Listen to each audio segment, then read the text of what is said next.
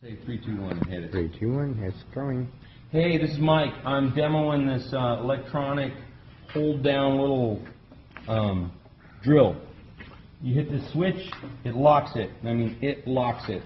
I didn't fill the oiler because we're going to ship it, and I didn't want to have to deal with it.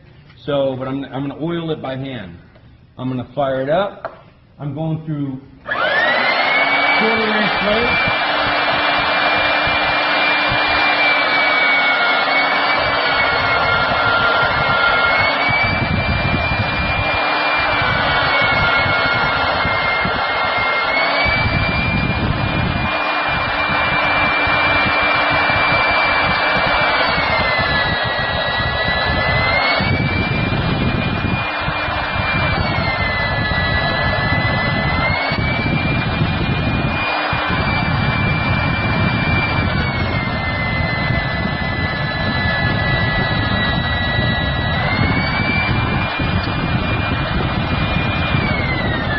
That just drilled through a 1/4-inch piece of plate steel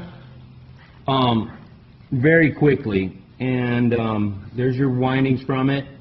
This thing works flawless. If you happen to need something to drill a freaking hole and you need a magnetic base, bid.